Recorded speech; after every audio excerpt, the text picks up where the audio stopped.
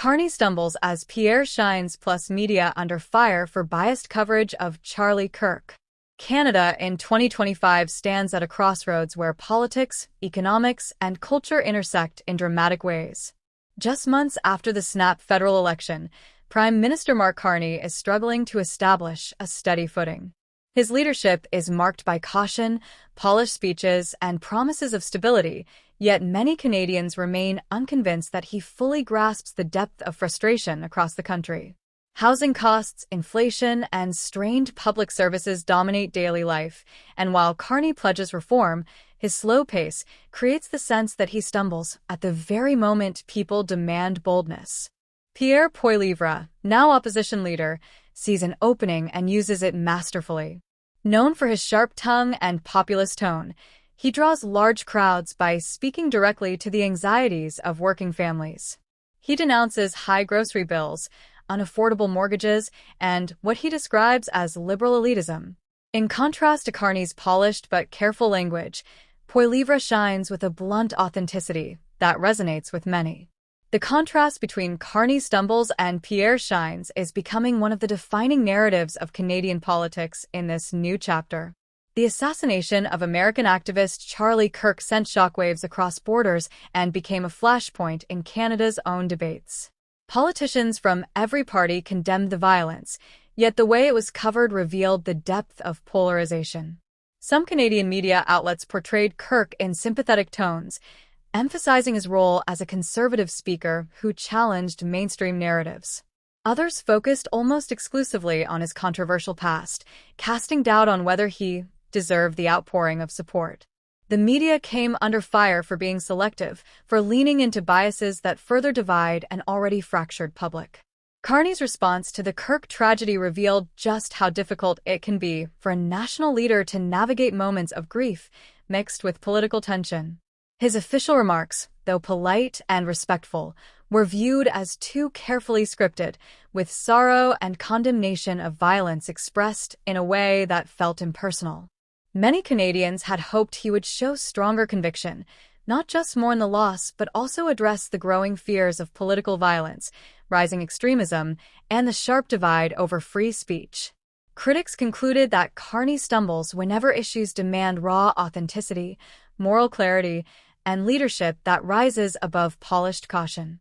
Poilievre, by contrast, moved quickly and decisively, using the tragedy to deliver a message with emotional force and political sharpness.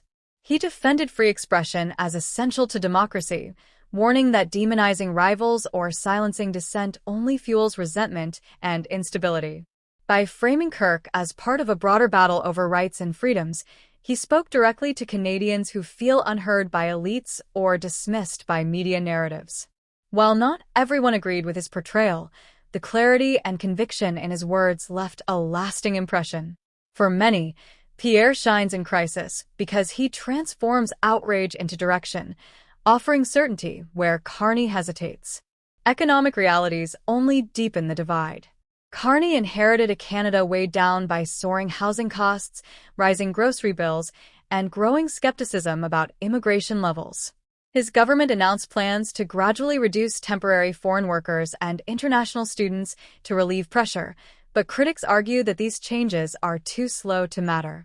Families struggling to pay rent or find affordable childcare feel left behind. Each incremental policy announcement looks like hesitation, reinforcing the perception that Carney stumbles when Canadians need urgency.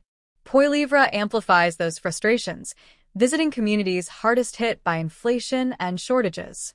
He presents himself as the voice of ordinary Canadians ignored by Ottawa elites.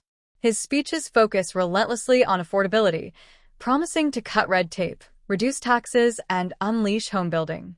Whether or not his promises are realistic, his ability to channel anger into hope ensures that Pierre shines in the eyes of those desperate for change. The contrast with Carney's technocratic style grows sharper each week. The controversy around media coverage of Charlie Kirk's death ties directly into these broader tensions. Canadians increasingly question whether they can trust the press to tell the whole story.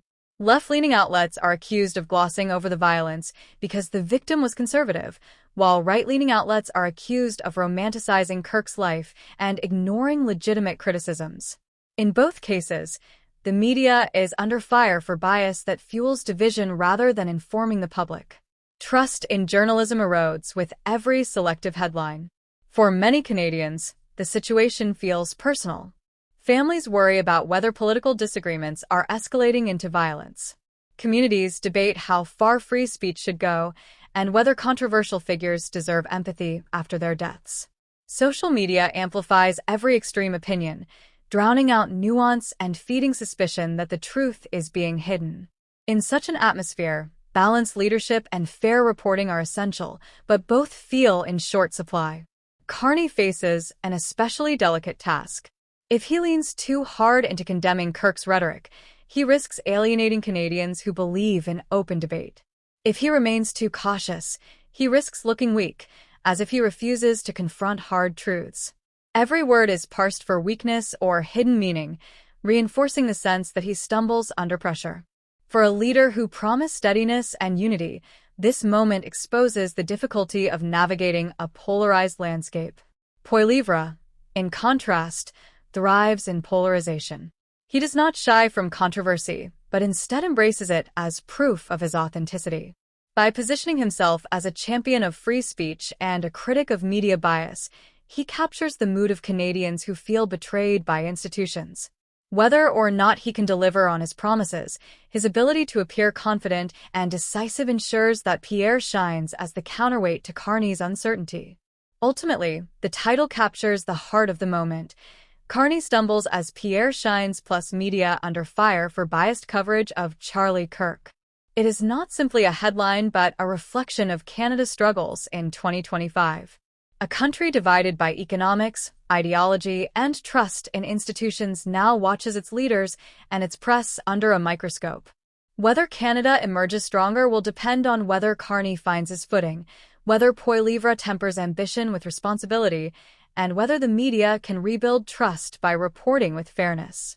Until then, Canadians remain caught between stumbling leadership, shining opposition, and a press corps that is itself part of the battle.